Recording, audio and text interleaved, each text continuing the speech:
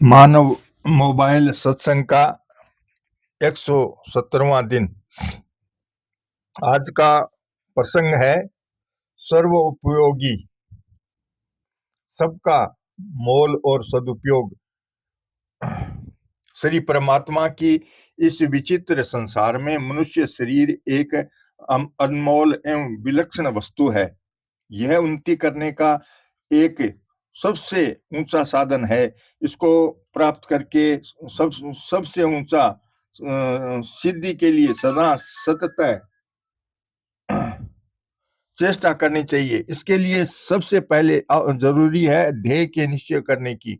जब तक मनुष्य जीवन का कोई ध्येय उद्देश्य ही नहीं बनता, तब तक वह वास्तव में मनुष्य कहलाने के लायक ही नहीं है। क्योंकि उद्देश्य विहीन जीवन पशु जीवन से भी नीचे है। किंतु जैसे मनुष्य शरीर सबसे ऊंचा है, वैसे इसका उद्देश्य भी सबसे ऊंचा होना चाहिए।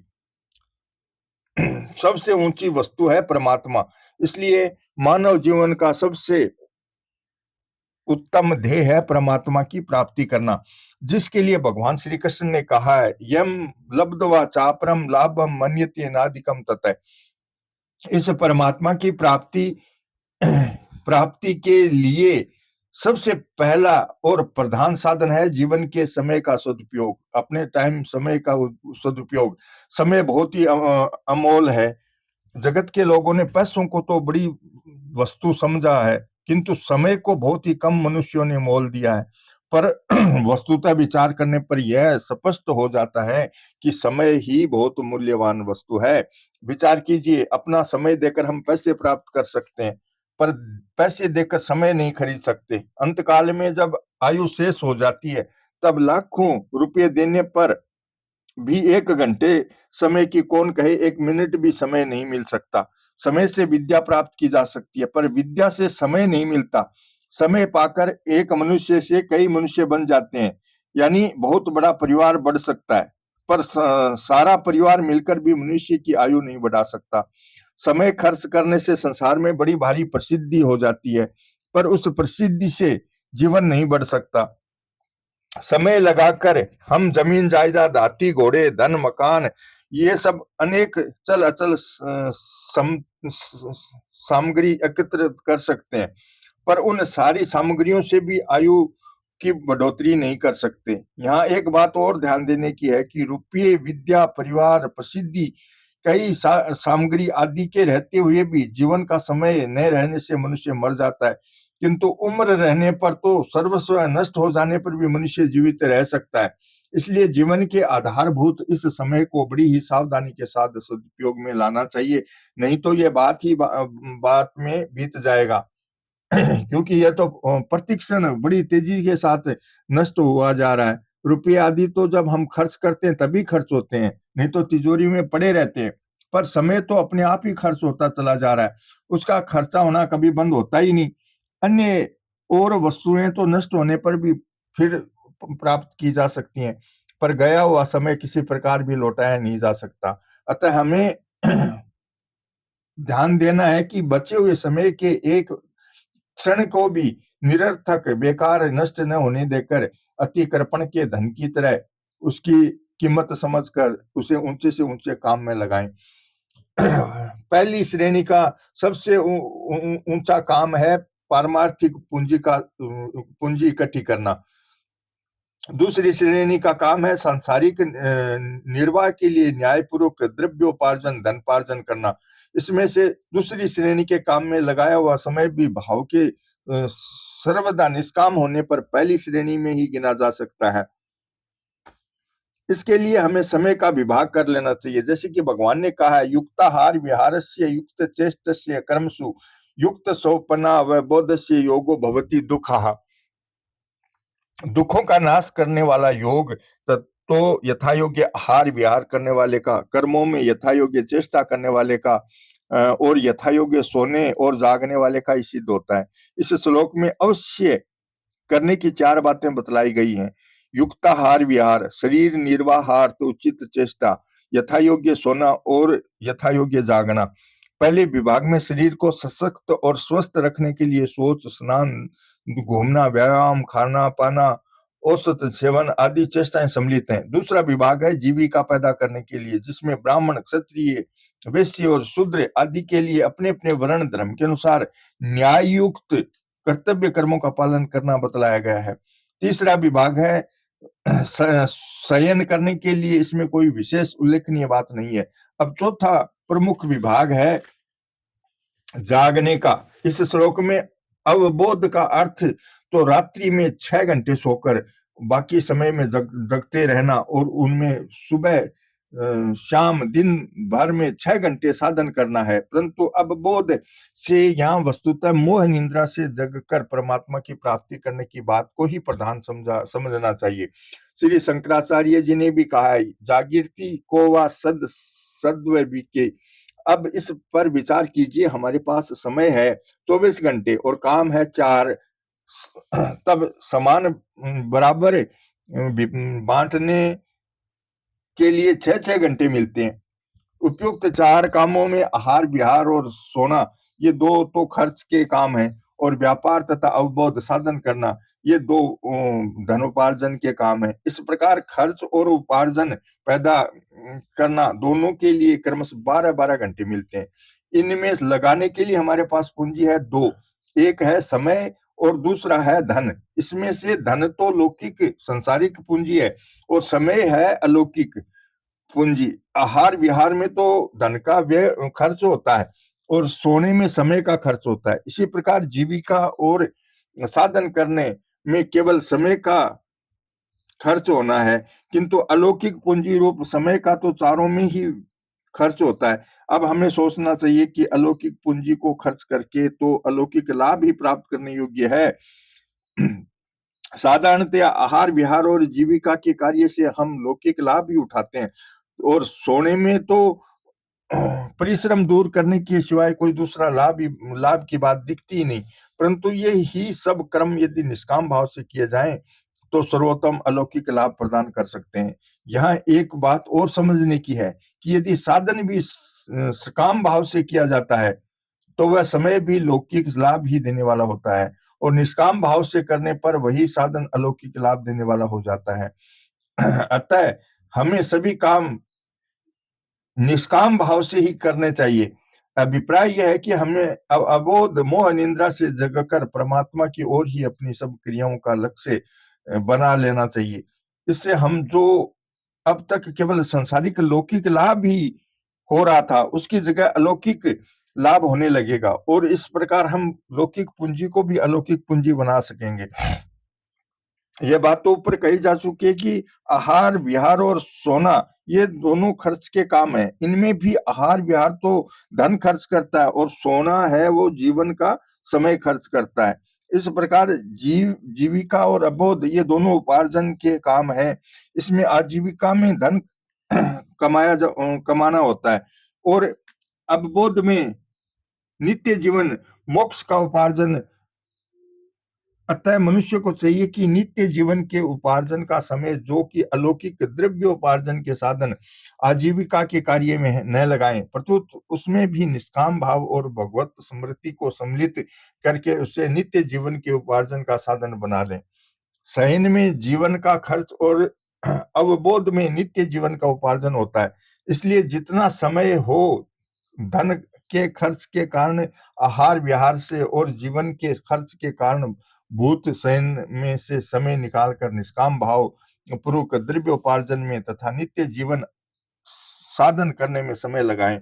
भाव यह है कि शौच स्नान आदि में यदि 5 घंटे से ही काम चल जाए तो 7 घंटे निष्काम भाव पूर्वक द्रव्य उपार्जन धन कमाना कर्मों में लगावें, और यदि शौच स्नान में 4 घंटे से काम चले तो 8 घंटे निष्काम भाव से धनपार्जन में लगाएं। इसी तरह सोने में यदि 5 घंटे से ही काम चल जाए तो 7 घंटे भजन ध्यान जप स्वाध्याय सत्संग पूजा पाठ इन सब में साधन में लगाने चाहिए, और यदि सोने में 4 घंटे से काम निकल जाए तो 8 घंटे भजन ध्यान में जरूर लगाने चाहिए। मतलब है कि आय पैदा अधिक और खर्चा कम होना चाहिए। यानी हो सके जितना समय नींद से निकाल कर तो लगाया जाए भजन में, और खाना पीना से समय निकाल कर लगाया जाए निष्काम भाव पूर्वक आवश्यक काम काज में। क्योंकि काम काज करते समय भी यदि निष्काम भाव रखकर भगवत आज्ञा से न्यायपूर्वक कर्तव्य पालन किया जाए तो वह समय भी भजन में ही लगा समझा जा सकता है। तथा खान पान आदि भी केवल भगवत प्राप्ति के उद्देश्य से ही किया जाए तो भी एक तरह से भजन ही है। एक निंद्रा भी भगवत प्राप्ति के उद्देश्य से ली जाए तो वह भी भजन में ही सम्मिलित हो सकती है। इसमें भी साथ साथ भगवान के नाम का जप और स्वरूप का ध्यान तो करते रहना ही चाहिए। इस प्रकार उद्देश्य एक बन जाने पर तो सभी कार्य भगवत प्राप्ति कराने वाले हो जाते हैं। जैसे किसी नदी के बहुत बड़े प्रवाह को भी जब नहरें निकाल कर अनेक शाखाओं के रूप में विभाजित कर दिया जाता है, बांट दिया जाता है, तब वह बहुत बड़ा प्रवाह भी अपनी एकमात्र अंतिम लक्ष्य समुद्र तक नहीं पहुंच पाता और पृथ्वी पर ही इधर उधर बिखर कर समाप्त हो जाता है। किंतु किसी नदी का एक साधारण प्रवाह भी यदि अपने लक्ष्य समुद्र की ओर एक ही रूप से चलता रहता है तो अन्य अन्य छोटे छोटे निर्झर आदि की अनेक शाखाओं के प्रवाह भी उसी में आकर सम्मिलित होते रहते हैं और वही बहुत बड़ा प्रवाह बनकर एक गंतव्य लक्ष्य समुद्र तक पहुंच जाता है। इसी प्रकार उद्देश्य कई होने पर, यानी कोई निर्धारित लक्ष्य न होने पर या केवल लौकिक लक्ष्य होने पर बड़े बड़े कार्य और परिश्रम भी वास्तविक काम की सिद्धि नहीं कर सकते। किंतु ध्येय एक और केवल पारमार्थिक होने पर साधारण से साधारण काम भी बहुत कुछ कर सकती है, अर्थात उनसे भी भगवत प्राप्ति हो सकती है। क्योंकि जिसका लक्ष्य भगत ध्रुव की तरह ध्रुव यानी अटल है वही निर्बोध रूप से और शीघ्र सिद्ध प्राप्त कर सकता है। उसके मार्ग में कोई भी विघ्न बाधाएं नहीं आती, जो आती हैं वे भी सहायक ही हो सकती हैं। संसार के मनुष्यों को तीन भागों में बांटा जा सकता है, द्वेषी, प्रेमी और उदासीन। ध्रुव जी को उनसे द्वेष रखने वाली माता सुरुचि ने भी यही उपदेश दिया कि इस पद को प्राप्त करने के लिए तुम भगवान विष्णु की आराधना करो, और उनसे प्रेम करने वाली माता सुनीति ने भी इसी का समर्थन किया। तथा उदासीन श्री नारद जी ने भी अंत में श्री विष्णु भक्ति का ही उपदेश दिया। कहने का मतलब यह है कि जिसकी साधना तपस्या का लक्ष्य ध्रुव अटल है उसके लिए कोई बाधक नहीं। द्वेषी, प्रेमी या उदासीन सभी विभिन्न प्रकार से उसके सहायक ही बन जाते हैं। किंतु हिरण्याकश्यप की तरह जिसका लक्ष्य पारमार्थिक नहीं, उसकी क्रियाएं बलवती होने पर भी वास्तविक सिद्धि नहीं दे सकती। ब्रह्मा जी ने खुद बतलाया कि हिरण्याकश्यप और हिरण्याक्ष जैसी तपस्या संसार में अभी तक किसी ने नहीं की। हजारों वर्षों तक ऐसी कठोर तपस्या करने पर भी उनका लक्ष्य पारमार्थिक न होने से वास्तविक सिद्धि नहीं हुई। उनके विरोधी और उदासीन व्यक्तियों की तो बात ही क्या, साथ देने वाले भी छिन्न भिन्न हो गए। अतः मनुष्य को उचित है कि अपना लक्ष्य एक परमात्मा को बनाकर सावधानी के साथ तत्परता पूर्वक यथोक्त रीति से कर्तव्य कर्म करता रहे। ऐसा करने पर वह अन्यान्य ही परम ध्येय की सिद्धि कर सकता है। आवश्यकता है सजग रहने की, सावधानी सावधानी की। मनुष्यों को हर समय सावधान होकर इस बात का ध्यान रखना चाहिए कि मन, इंद्रियों और शरीर आदि की चेष्टाएं कहीं संसार को मूल्यवान समझकर न होने लग जाए, यानी संसार लक्ष्य न बन जाए। इस प्रकार हर समय एक लक्ष्य सिद्धि की जागृति बनी रहनी चाहिए। लक्ष्य स्थिर करके चलने वाले के लिए निम्नलिखित नीचे लिखी दो बातों में से किसी एक को भलीभांति समझ लेने और हमेशा याद रखने की तो बहुत ही जरूरी होती है। दोनों रहे तब तो कहना ही क्या है। एक तो यह कि हमें पहुंचना कहाँ है और दूसरी यह कि उसका रास्ता कौन सा है। जैसे हमें किसी पहाड़ पर एक देव मंदिर में जाना है तो पहले उसका दिग्दर्शन हो जाए कि कहाँ जाना है, तो फिर हम उस दिशा की ओर नजर करके चलते रहें। यानी मंदिर न दिखने पर भी हमें केवल रास्ता मिल जाए कि इस रास्ते से इस प्रकार पहाड़ पर स्थित देव मंदिर में पहुंचा जा सकता है, तो हम केवल रास्ते के आधार पर ही चल सकते हैं। पहले लक्ष्य के स्वरूप को समझना चाहिए कि परमात्मा की प्राप्ति क्या है। भगवान ने गीता में बतलाया, यम लब्ध्वा चापरम लाभम मन्यते नादिकम ततः यस्मिन स्थितो न दुखेन गुरुनापि विचाल्यते।